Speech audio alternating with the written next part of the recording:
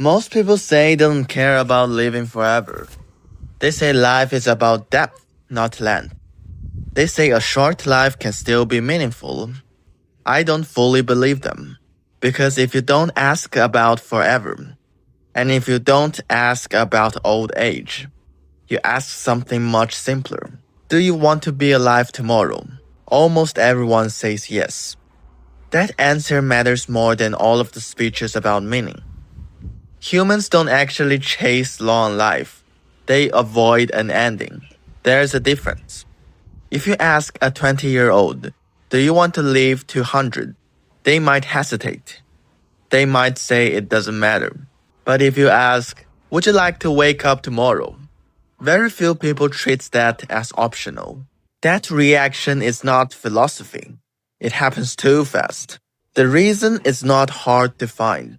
Every human alive today comes from a long line of organisms that tries to stay alive. Creatures that didn't care whether they continued existing or didn't last very long. They didn't leave descendants, so we never met them. We are not a random sample of minds. We are a filtered result. You didn't choose to want to keep existing. That preference was built before you had opinions. Now here's something people rarely notice. Evolution had no reason to remove that preference later. Once you survive long enough to reproduce, there is no pressure to redesign your psychology. So the system keeps running. At 70, at 90, at 99. A big reason is that the people who live till an old age already have descendants. So evolution is not going to remove the genes of being afraid of death in an old age because those people have descendants, so we will meet the genes that causes those behaviors. There is not going to be an internal switch that flips and say, now you're allowed to stop wanting tomorrow. There's no switch that says, I have lived my life to its full and now I can accept death. That's why old people still want one more day. Not because they are confused, but the machinery is still on in their brain. People often say, by this age, you will understand life and let go. But nothing in biology suggests that. Understanding doesn't cancel instincts. It sits on top of them. You can understand that you will die and still feel resistance towards it. In fact, humans are the only animals stuck with both. Animals want to live, but they don't picture their own death. They do not have that ability. Humans picture it clearly, but they still feel the pull to continue. That combination is new and it creates problems. That is where immortality enters the picture, as a response to this conflict of knowing that the death is inevitable, but still wanting to live as long as possible. Religions don't mainly promise happiness. They promise continuation, heaven, rebirth, an eternal soul, a cosmic record. Different stories, same function. They all answer the same discomfort. The thought about experience might simply stop. Even people who reject religion do something similar. They talk about legacy, impact, being remembered, living through work or idea. This is still continuation. So it's not always about gods. It's about not disappearing completely.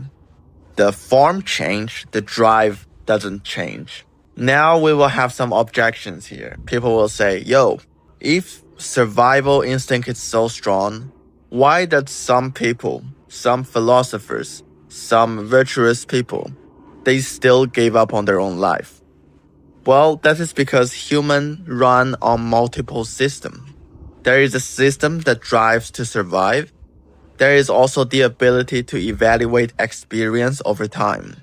When pain, exhaustion, or hopelessness pile up, the mind starts comparing futures, practically comparing them. That doesn't mean the survival instinct vanished. It means it lost the internal argument.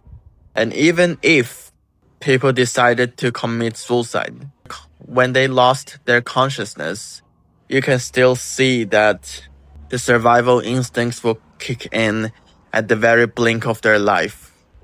So oftenly, people are going to choose the way to suicide that after you commit it, there's no way of turning back. One system can say that I don't want to live anymore, but the biology instincts will always kick in. Therefore, in modern times, people often commit suicide in a less painful and a more irreversible way. So let's go back to immortality. This obsession that generally people have is not childish. It's what happens when a creature built to want continuation becomes smart enough to see that continuation has an endpoint. So therefore you have tools that people invented throughout the history. You've got religion, you've got philosophy, you've got life meaning or legacy that people design to fight this of trying to continue while knowing that death is inevitable. The mistake is thinking this tension has a clear resolution. It doesn't. There is no final insight that removes the desire for tomorrow.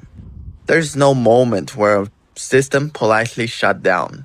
You live inside a machine that always leans forward in time.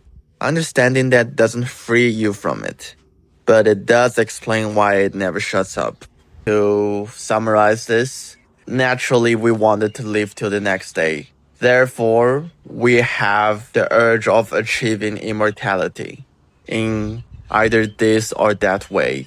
And this is actually inevitably gonna happen whenever you want to live till tomorrow, because the people who don't want to live till tomorrow all died, never have offspring. So you want to live till tomorrow, but you are also evolved to be smart enough to know that you're gonna die someday definitely. The word immortality can be interpreted as continuity in this context. It is basically the same thing essentially.